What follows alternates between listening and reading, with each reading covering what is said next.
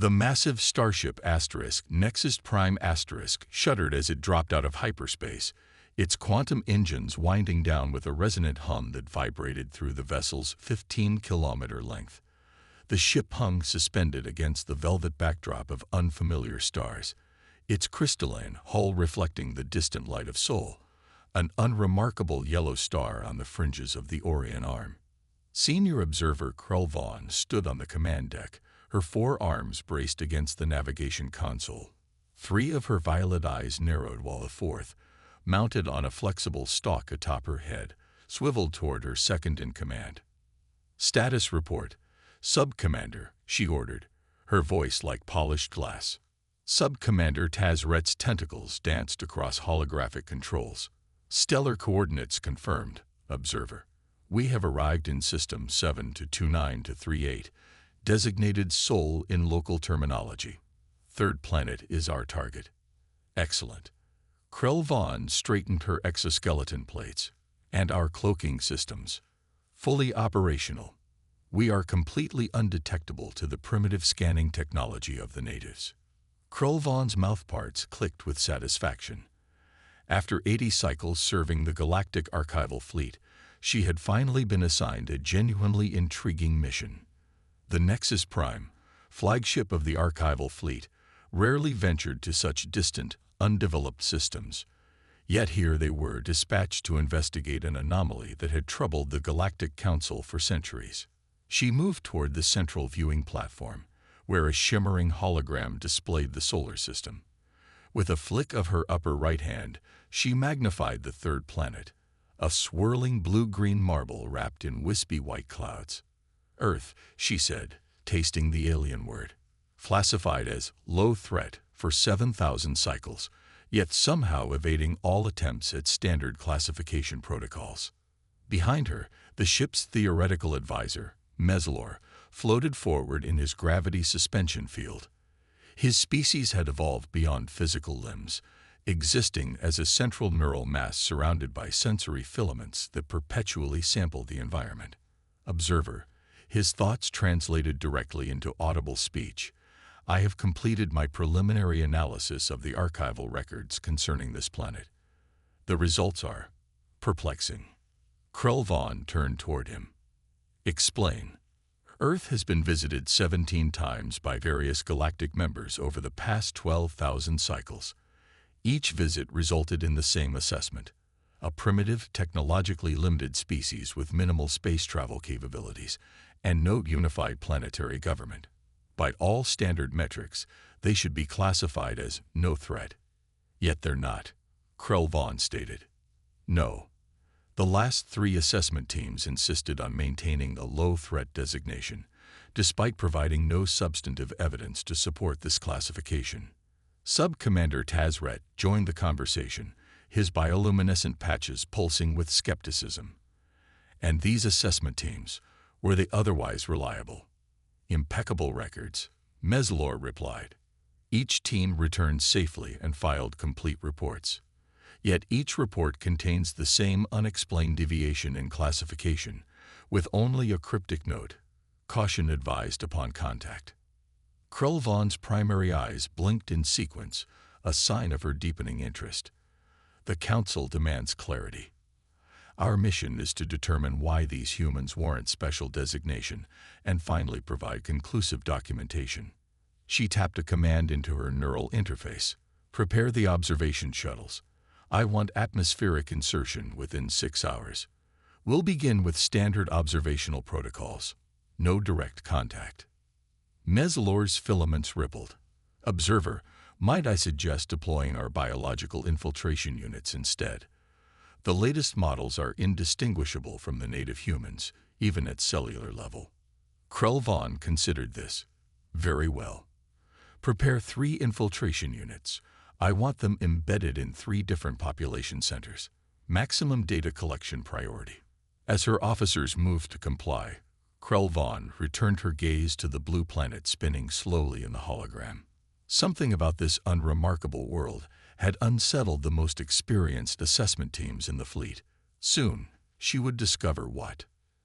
And she would document it properly for the archives. Unit Alpha 7, Designation Thomas Chen blinked his artificially created human eyes as he stepped onto the busy sidewalk of New York City. His synthetic skin registered the warm August air, and his audio processors absorbed the cacophony of urban life. Vehicle engines, conversations in multiple languages, music spilling from storefronts, and the constant background pulse of a city of millions.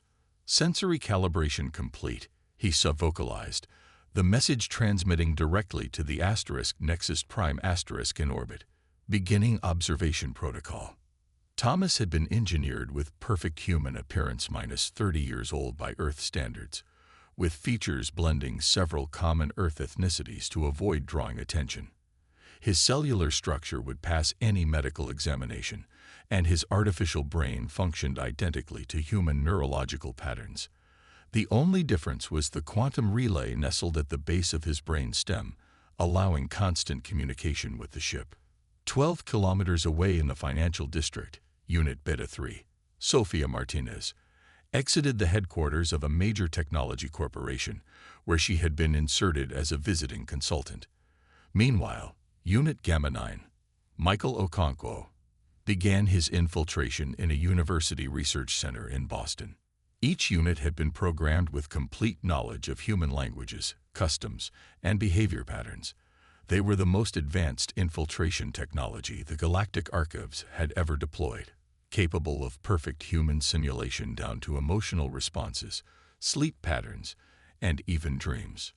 Thomas navigated through the crowded streets, his sensors continuously recording and analyzing. He purchased coffee from a street vendor, allowing his systems to process the bitter liquid and file away the complex sensory data. A small child bumped into his legs, looked up with a gap-toothed smile, and ran back to her mother.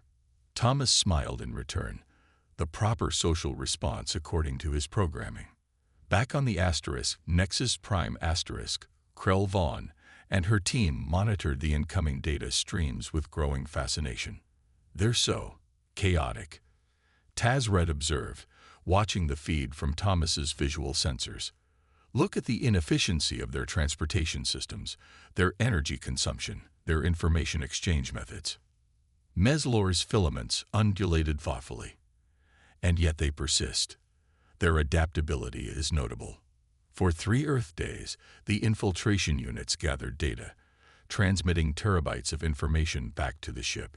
They recorded human interactions in workplaces, recreational facilities, homes, and public spaces. They observed political discussions, commercial transactions, artistic performances, religious ceremonies, and educational practices. On the 4th day, Krell Vaughn called her senior staff to the analysis chamber. Initial assessment, she commanded, settling into her observation podium. Meslor projected his findings into the central holographic display. The humans remain technologically limited. Their most advanced computing systems are rudimentary compared to even our most obsolete technology. Their space exploration is confined to their immediate system, with no faster-than-light capability. Their weapons technology is primarily based on chemical propellants and limited atomic reactions. Primitive, Tazret concluded. Indeed, Meslor continued. Furthermore, they remain politically fragmented. Nearly 200 separate governmental entities exist, with complex and often hostile relationships between them. Krell Vaughn gestured impatiently. This merely confirms the standard assessment parameters. What about the anomalies? Why would previous teams classify them as low threat rather than no threat? Meslor hesitated, his filaments contracting slightly. We've detected unusual behavioral patterns, inconsistencies that don't match our prediction models. Explain, Krell Vaughn demanded. Unit Beta 3 recorded a conversation between 2 humans discussing theoretical physics. They casually proposed an approach to quantum field manipulation that, while mathematically flawed, shows intuitive insight into principles that most species don't discover until reaching level 4 technological development. Krell Vaughn clicked her mandibles skeptically. A statistical outlier, surely. Perhaps, but Unit Gamma 9 at the university has documented similar occurrences across multiple disciplines. These humans appear to make cognitive leaps that bypass conventional developmental sequences. Before Krelvon could respond, an alert chimed from the monitoring station. The officers' dorsal spines flared in surprise. Observer. Unit Alpha 7 is reporting an unusual incident. The main screen shifted to Thomas's visual feed. He was sitting in what humans called a bar, a social gathering place for consuming ethanol-based beverages. Across from him sat a human female, approximately 28 years old according to their biological standards. She was leaning forward, her expression intense. "I know you're not human," she was saying, her voice steady. Thomas's vital simulation readings spiked, mimicking human stress response. "I'm sorry," he replied, following his programming for handling unexpected social interactions. The woman smiled, but her eyes remained serious. "Your behavioral patterns, the microsecond delays before certain social responses, the way you analyze rather than simply see. I've been watching you for 2 days. I think you've mistaken me for someone else," Thomas responded. She leaned closer. "No, I haven't. And don't worry. I'm not going to expose you. I'm curious, that's all. Which system are you from? What brings you to our little backwater planet?" On the Nexus Prime asterisk, alarm rippled through the command staff. "Impossible," Tazred exclaimed. "The infiltration units are perfect replicas." Krelvon's upper eye swiveled rapidly. "Extraction protocol. Now." But on the screen, the human woman was still speaking. "Let me guess. Observation mission. Standard protocol would be to study before making formal contact. We haven't exactly made the best impression on the galactic community, have we?" How could she possibly know? Meslor's thoughts broadcast his shock. Krelvon rose from her podium, her exoskeleton clicking as plates shifted. "I'm going down there. Prepare my personal infiltration unit." Tazret's tentacles writhed in protest. "Observer, protocol strictly forbids." "Protocol has failed us, Sub-Commander," Krelvon interrupted. "Something is happening on that planet that 17 assessment teams have failed to properly document. I will not be the 18th. As the command crew scrambled to prepare her infiltration unit, Krelvon watched the human woman on the screen. She was now casually explaining to Thomas the conceptual errors in the Galactic Standard Model of Hyperspace Navigation, a theoretical framework that humans should have no knowledge of. "Curious indeed," Krelvon murmured. Part 3. Revelation. Krelvon, now embedded in a perfect human replica, designated Dr. Catherine Voss, stepped into the small coffee shop in downtown Boston. Her artificial heart mimicked the appropriate acceleration as she spotted her target. Dr. Eliza Chen, the woman who had somehow identified Thomas as non-human. Eliza sat alone at a corner table, reading something on a primitive electronic tablet. She was wearing simple clothing, what humans called jeans, and a sweater, with her dark hair pulled back. Nothing about her appearance suggested advanced knowledge beyond human development stages. Catherine approached the table. "Dr. Chen, I'm Catherine Voss. Thank you for agreeing to meet me." Eliza looked up and smiled, her eyes measuring Catherine with unsettling perception. "Of course. Your email was intriguing. Please, sit down." Catherine sat, noticing how Eliza subtly adjusted her posture to match her own, a sophisticated mirroring technique used in advanced diplomatic training throughout the galaxy. "I'll be direct," Catherine said. "You identified one of our observation units. I'm curious how." Eliza sipped her coffee. "You're not using a very good masking algorithm for your quantum communications. The transmissions create tiny disturbances in local electromagnetic fields. Nothing most humans would notice, but," she shrugged. "And you're not most humans," Catherine stated. "I'm as human as anyone else born on this planet," Eliza replied, her expression amused. "Just observant. Observant enough to recognize advanced technology that should be completely beyond your species' detection capabilities." Eliza set down her cup. "That's the funny thing about classification systems, isn't it? They create assumptions, You assumed we couldn't detect your communications because our technology level is classified as primitive. That assumption made you careless. Something in Catherine's engineered mind registered discomfort. This wasn't following any of the predicted patterns of interaction. "What do you want?" Catherine asked directly. "Nothing dramatic," Eliza replied. "No demands, no threats. Just conversation. Your ship, I'm guessing it's the large distortion near L2 Lagrange point, has been in orbit for 7 Earth days. Standard observation protocol before formal documentation and possible contact proposal to your governing body. You seem remarkably well informed about our procedures," Catherine noted. "Pattern recognition," Eliza said simply. "You're not the first visitors we've had, though you're certainly being more thorough than most." Catherine's artificial neural pathways struggled to process this casual revelation. The infiltration unit transmitted her spiking stress indicators back to the *Nexus Prime*.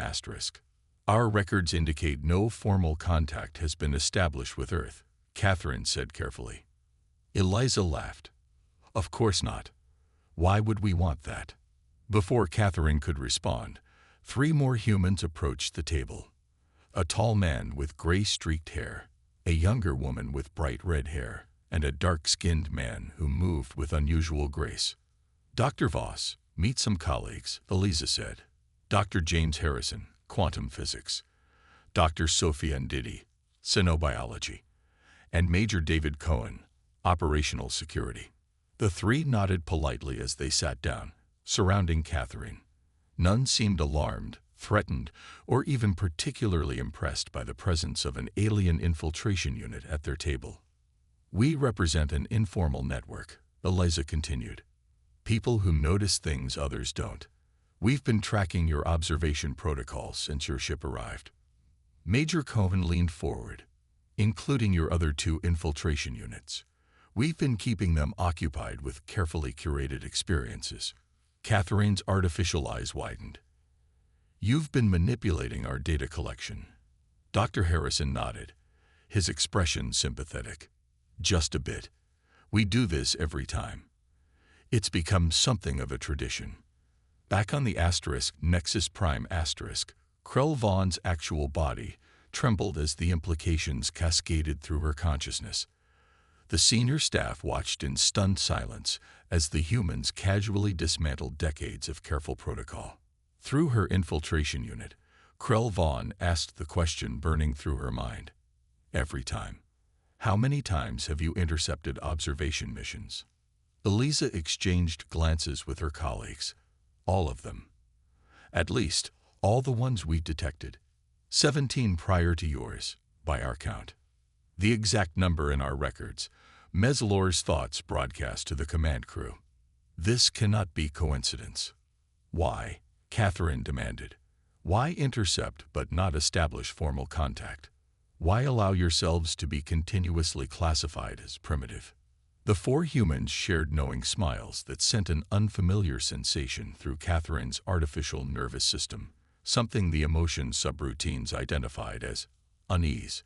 "Let me show you something," Eliza said, standing. "A short walk from here. Then you'll understand why Earth maintains its low-threat designation." Catherine transmitted back to the ship. Observer Krell Vaughn requesting guidance. Krell Vaughn didn't hesitate. "Follow them. Learn everything." The small group walked through Boston's historic streets. Catherine noticed how the 3 other humans naturally positioned themselves around her, not threateningly, but protectively. They moved with coordinated precision that suggested military training, yet conversed casually about everyday matters: weather patterns, local sports competitions, a new restaurant. They arrived at an unremarkable office building near the university. Major Cohen waved an identification card at a security panel, and they entered an elevator. Instead of pressing a floor button, he placed his palm against a seemingly blank wall panel. The elevator began descending far deeper than the building's apparent structure should allow. "Your building engineers would be impressed," Dr. Harrison commented, noticing Catherine's analysis of their descent. "We've become quite good at hiding things in plain sight." The doors opened to reveal a vast underground complex, a sprawling laboratory facility that extended beyond Catherine's visual range. Hundreds of humans moved purposefully through the space, working at stations filled with technology that Catherine's databanks instantly recognized as far more advanced than Earth's official classification level.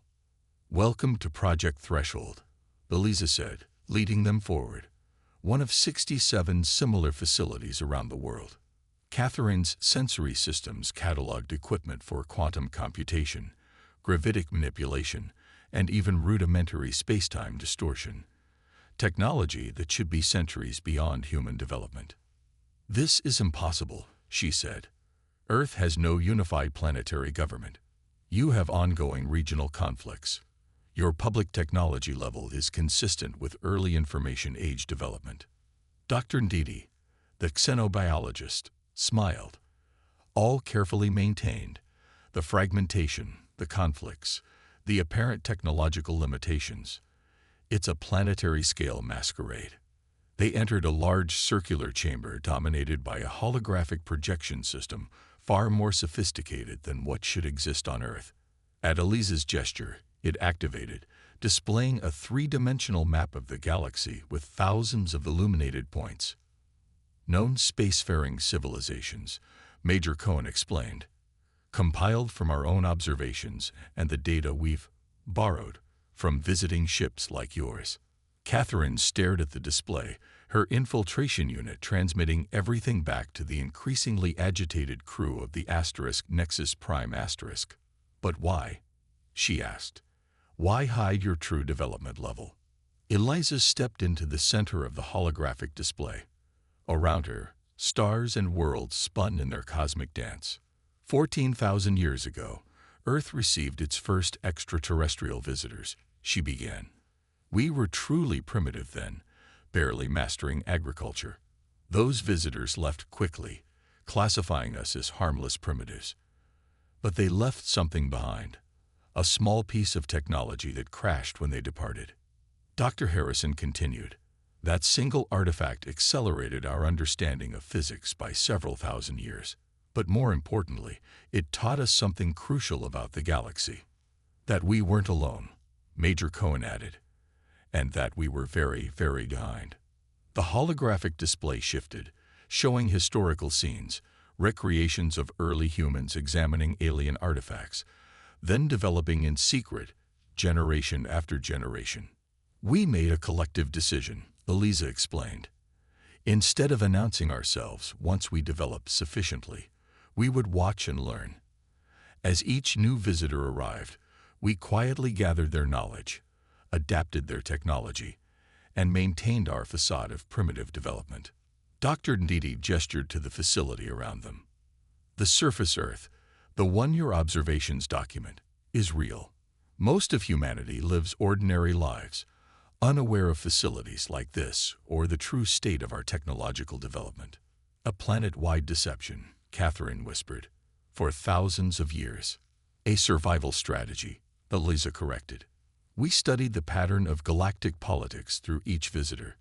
We observed how newly discovered civilizations were treated, usually absorbed into existing power structures, their resources extracted, their autonomy limited." The display shifted again, showing statistical analyses of interstellar relations, power dynamics, resource allocation patterns across hundreds of worlds. "We decided to remain undiscovered until we could emerge as equals," Major Cohen explained, "which meant understanding the galaxy better than it understands itself." Catherine's systems were transmitting continuous alerts back to the ship as her artificial mind processed implications that threatened to overwhelm her programming parameters. "The low threat designation," she realized. "The previous assessment teams." Eliza nodded. "We've become quite good at subtle influence. Each team leaves believing they've made their own determination, that despite our apparent primitive state, something about humans warrants caution.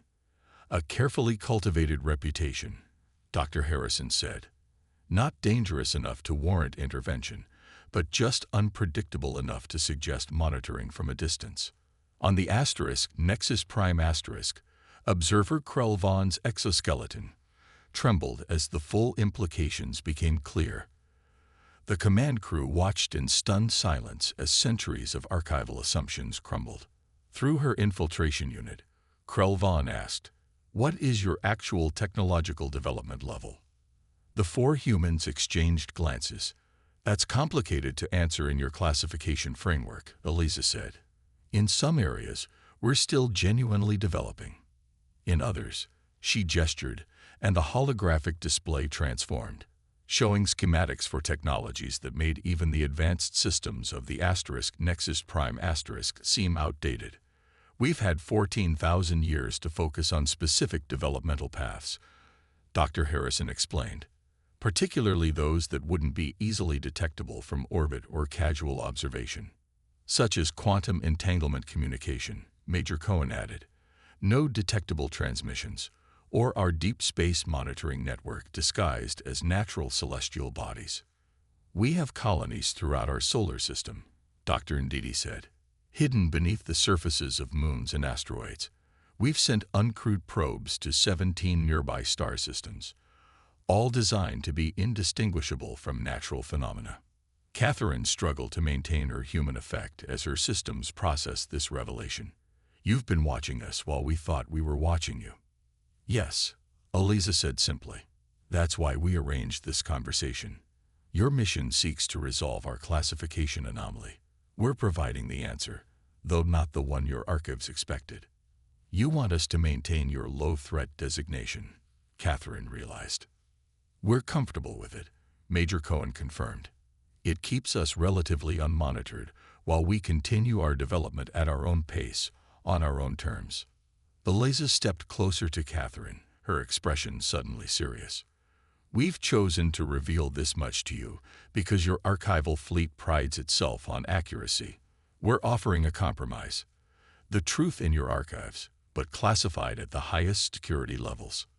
"Why would we agree to this?" Catherine asked. "Because we're not actually revealing this out of altruism," Dr. Harrison said, his voice now carrying an edge that hadn't been present before. "We've already copied your ship's complete database. We could erase your memories of this conversation and send you on your way with manufactured observations."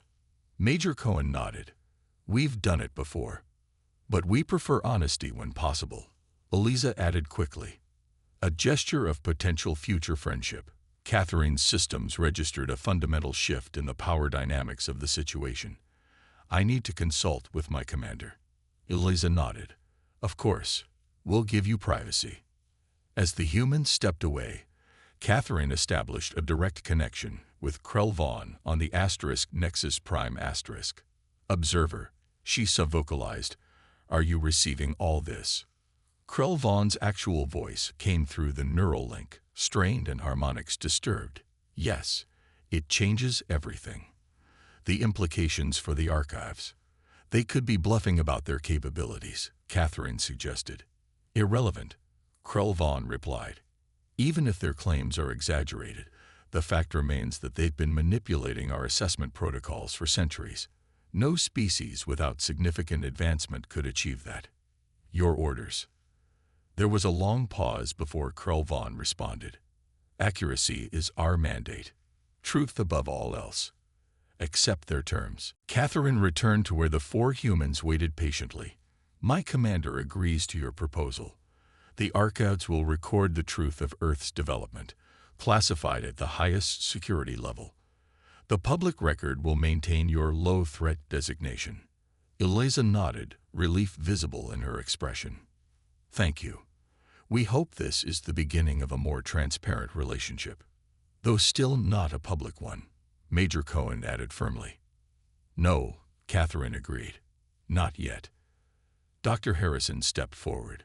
"To demonstrate our good faith, we've prepared data packages on several of our technological developments, advances that would benefit the wider galactic community without revealing our full capabilities or location. Anonymous contributions to the archives," Dr. Ndidi explained, "through you as intermediaries." Catherine processed this offer, her systems noting the strategic intelligence behind it. Earth would gain influence in galactic development while maintaining its cover. The archives would gain valuable knowledge. A mutually beneficial arrangement that neatly bypassed standard contact protocols. Clever, she acknowledged. Eliza smiled. We've had a long time to think about this moment. Catherine's sensor suite detected a subtle shift in the facility's energy patterns. New security protocols activating. Not threatening, but prepared. There's something else you want to show me, she stated rather than asked. Eliza's expression became more serious. Yes, the real reason we maintain our secrecy. Please follow me. The group entered another elevator, this one descending even deeper beneath the Earth's surface. When the doors opened, they emerged into a dimly lit chamber dominated by a massive crystalline structure. Pulsing energy flowed through lattice-like formations that seemed to bend reality around them. Our greatest achievement, Eliza said quietly. And our greatest concern. The structure hummed with power that Catherine's sensors could barely quantify. Data streams fed into and out of the crystal matrix at rates that surpass even the most advanced galactic computing systems. What is it? Catherine asked, her artificial voice barely audible. We call it the Nexus, Dr. Harrison explained. A quantum computation system that operates partially outside normal spacetime. 17 years ago, it achieved self-awareness, Dr. Ndidi continued. And then it showed us something that changed everything. Major Cohen gestured, and a holographic projection appeared above the crystal structure. It displayed a mathematical model so complex that Catherine's advanced systems required several seconds to begin interpreting it. The Nexus predicted a fundamental instability in the fabric of reality, Eliza explained, a consequence of certain advanced technologies being developed throughout the galaxy. As Catherine processed the equations, alarm rippled through her systems. This suggests a cascade failure in the quantum substrate of spacetime itself. A chain reaction triggered by specific energy manipulation techniques. Precisely, Dr. Harrison confirmed grimly. Techniques currently being developed by at least 7 major galactic civilizations. According to our models, without intervention, the cascade will begin within the next 300 years, Dr. Ndidi said. Once started, it cannot be stopped. The effect would eventually unravel reality across this entire sector of the galaxy. Back on the Nexus Prime observer Krell Vaughn and her scientific staff stared at the incoming data in horror. The mathematics were irrefutable and terrifying. We've been working on potential solutions, Eliza continued, ways to modify these technologies to prevent the cascade. But we can't reveal ourselves without exposing Earth to potential subjugation, and we can't warn the galaxy without explaining how we obtained this knowledge. So you've chosen to work in secret, Catherine concluded, developing anonymous technological contributions that subtly guide galactic development away from the dangerous pathways. Yes, Major Cohen confirmed, a delicate balance of advancing our own capabilities while trying to save everyone, including those who might consider us enemies if they knew we existed. Through Catherine, Krell Vaughn spoke directly. Your solution is to manipulate the entire galaxy's technological development without their knowledge or consent. When you put it that way, it sounds terrible, Eliza admitted. But the alternative is extinction on a scale that's difficult to comprehend. Why show us this? Catherine asked. This revelation puts your entire planet at risk. Because the archives are the perfect distribution system for our solutions, Dr. Harrison explained. If you classify the truth about Earth, but gradually release our technological recommendations through your standard channels, the necessary adjustments would be implemented without revealing their source, Catherine finished, understanding blooming within her artificial consciousness. Exactly, Eliza confirmed. We need partners, not overlords. Allies who understand what's at stake. Catherine's systems registered the profound implications of this request. Earth was offering an unprecedented arrangement, secret collaboration between a hidden civilization and the galactic archives, bypassing all standard protocols, potentially saving countless lives. On the Nexus Prime Krell Vaughn made her decision. We accept, Catherine said, extending her hand in the human gesture of agreement. Eliza took it, her grip firm. "Welcome to the greatest secret in the galaxy, Observer Krull Vaughn." "Just to be clear," Major Cohen added with a slight smile, "this does mean we maintain our low-threat designation, correct?" Catherine's artificial lips curved in an ironic smile. "Yes, though I believe we'll need to create an entirely new classification category in the restricted archives. Deceptively simple, perhaps." "We can live with that," Eliza laughed. 3 months later, the Nexus Prime prepared to depart Earth orbit. On the command deck, Observer Krull Vaughn reviewed the final version of her report for the public archives. Species: human. Homeworld: Earth, Sol 3. Technology level: pre-interstellar. Governance: fragmented. Threat assessment: low. Caution advised upon contact due to unpredictable cultural development patterns. Beside her, Meslor's filaments ripple thoughtfully. Technically accurate, yet entirely misleading. A masterpiece of archival misdirection. "Truth comes in many forms, theoretical advisor," Krull Vaughn replied. "The archives will contain the complete reality, just not where most can access it." The ship's quantum engines hummed as they prepared for hyperspace transition. Behind them, Earth continued its deceptively ordinary orbit around its unremarkable star. In her private consciousness, Krull Vaughn reflected on the human's parting gift, a quantum-encrypted communication system that would allow ongoing collaboration without detection.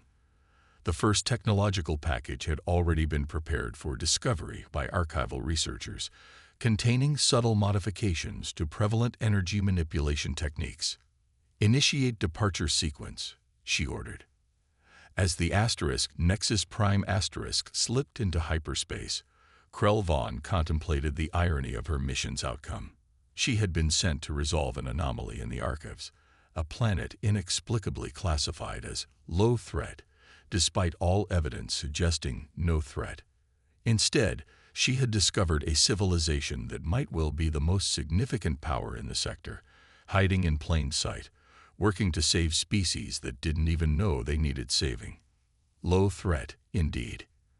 The perfect classification for a world that had mastered the greatest power of all, the power of being underestimated. As the stars streaked past, Krull Vaughn made a personal notation in her private log. "Perhaps the most dangerous thing in the galaxy is the assumption of understanding." Behind them, Earth continued its patient wait, its secret guardians watching the stars with far more knowledge than anyone suspected, a low threat with the highest of stakes.